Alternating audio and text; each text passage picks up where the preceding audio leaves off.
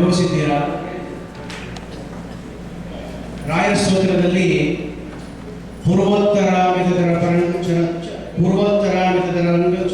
ಹಂಸ ಅಂದರೆ ಪೂರ್ವ ಪಕ್ಷ.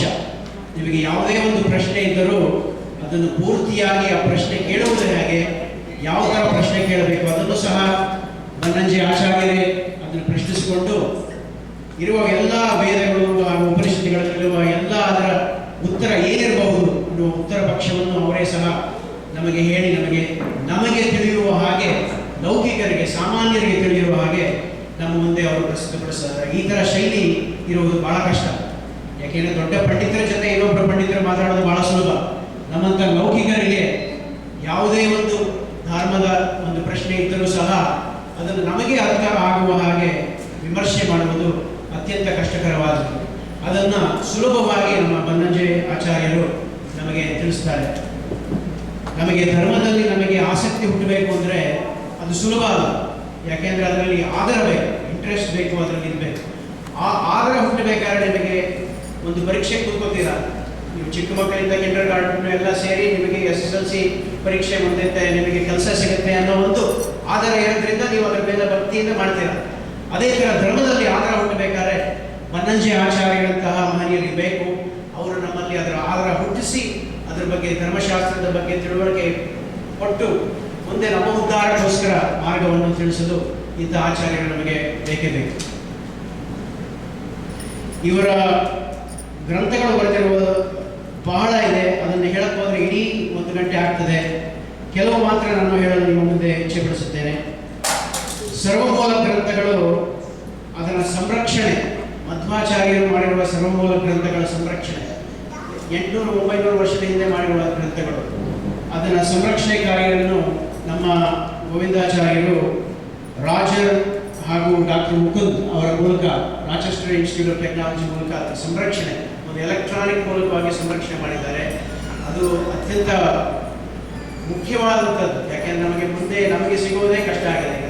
ಮುಂದಿನ ಪೀಳಿಗೆ ಸಿಗೋದು ಅಂತ ಎಲೆಕ್ಟ್ರಾನಿಕ್ ವರ್ಷನಲ್ಲಿ ಸಂರಕ್ಷಣೆ ಮಾಡಿದರೆ ಅಂಥ ಗ್ರಂಥಗಳು ನಮಗೆ ಸಿಗೋದು ಸಾಧ್ಯವೇ ಇಲ್ಲ. ಹಾಗೆ ಅವರ ಮಧ್ವಶಾಸ್ತ್ರಗಳಲ್ಲಿ ಸಾಕಷ್ಟು ಗ್ರಂಥಗಳನ್ನು ಅವರು ವ್ಯಾಖ್ಯಾನಿಸಿದ್ದಾರೆ. ಮಧ್ವಾಚಾರ್ಯ ಬರೆದಿರುವಂತಹ ತೀರ್ಥನಿರ್ಣಯ ಹಾಗೂ ನ್ಯಾಸ ಪದ್ಧತಿ ಅಪೂರ್ವವಾದಂತಹ ಗ್ರಂಥಗಳು, ಅದನ್ನು ವ್ಯಾಖ್ಯಾನವನ್ನು ಬರೆದಿದ್ದಾರೆ. ಬೃಹತ್ ವ್ಯಾಖ್ಯಾನಗಳು ಕೂಡ ಮಹಾಭಾರತ ತಾತ್ಪರ್ಯನಿರ್ಣಯ ಹಾಗೂ ಭಾಗವತ ತಾತ್ಪರ್ಯನಿರ್ಣಯ ಮಧ್ವಾಚಾರ್ಯ ಬರೆದಿರುವಂತಹ ಗ್ರಂಥಗಳಿಗೆ ವ್ಯಾಖ್ಯಾನವನ್ನು ಬರೆದಿದ್ದಾರೆ. 800ಕ್ಕೂ ಹೆಚ್ಚು ಲೇಖನಗಳು, ಆರ್ಟಿಕಲ್ಸನ್ನು ಅವರು ಕೂಡ ಬರೆದಿದ್ದಾರೆ. ಇದು ನಮ್ಮ ಧಾರ್ಮಿಕದ ಅಲ್ಲದೆ ಕಾವ್ಯ ರೂಪವಾದಂತಹ ಬಾಣಭಟ್ಟ ಕಾದಂಬರಿ ಹಾಗೂ ಕಾಳಿದಾಸ ಶಾಕುಂತಲ ಎಂಬ ಸಂಸ್ಕೃತ ಗ್ರಂಥಗಳಿಗೂ ಕನ್ನಡೀಕರಿಸಿದ್ದಾರೆ. ಹೀಗೆ ಕನ್ನಡ ಭಾಷೆಗೂ ಬಹಳ ಕೊಡುಗೆಯನ್ನು ಕೊಟ್ಟಿದ್ದಾರೆ.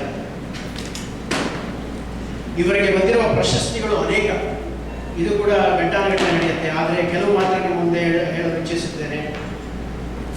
2009ರಲ್ಲಿ ಪದ್ಮಶ್ರೀ ಎಂಬುವ ಒಂದು ದೊಡ್ಡ ಪ್ರಶಸ್ತಿಯನ್ನು ಗಳಿಸಿದ್ದಾರೆ. ಹಾಗೆ ಹಲವಾರು ಮಠಾಧೀಶರಿಂದ ವಿದ್ಯಾ ವಾಚಸ್ಪತಿ ಎಂಬ ಬಿರುದನ್ನು ಪಡೆದಿದ್ದಾರೆ. ಪ್ರತಿಭಾಂಬುದಿ ಎಂಬ ಒಂದು ಬಿರುದನ್ನು ಸಹ ನಮ್ಮ ಗುತ್ತಿಗೆ ಮಠಾಧೀಶರು ಹಾಗೂ ಪಲಿಮಾರು ಮಠಾಧೀಶರಿಂದ ಇವರು ಪಡೆದಿದ್ದಾರೆ. ಹೀಗೆ ಅನೇಕ ಪಂಡಿತ ರತ್ನಾಕರ, ಪಂಡಿತ ಶಿರೋಮಣಿ ಬೇಕಾದಷ್ಟು ಪ್ರಶಸ್ತಿಗಳನ್ನು ಹಾಗೂ ಪ್ರಶಸ್ತಿಗಳನ್ನು ಪಡೆದಿದ್ದಾರೆ.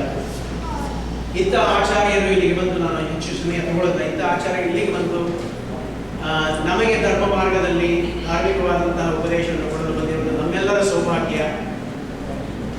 ಮತ್ತೊಮ್ಮೆ ನಾನು ಗುತ್ತಿಗೆ ಮಠಾಧೀಶರಾದ ಶ್ರೀ ಸುಬ್ರಹ್ಮಣ್ಯ ತೀರ್ಥರ ಪಾದಕಮಲಗಳಲ್ಲಿ ನಮಸ್ಕರಿಸುತ್ತಾ, ಇಲ್ಲಿ ವೆಂಕಟಕೃಷ್ಣ ಕ್ಷೇತ್ರದಲ್ಲಿರುವ ಪದಾಧಿಕಾರಿಗಳು ಹಾಗೂ ಅಧಿಕಾರಿಗಳ ವರ್ಗದ ಪರವಾಗಿ, ನಿಮ್ಮೆಲ್ಲರ ಪರವಾಗಿ ಆಚಾರ್ಯರಿಗೆ ನಮಸ್ಕಾರ ಪೂರ್ವಕವಾಗಿ ಸ್ವಾಗತಿಸುತ್ತಿದ್ದೇನೆ.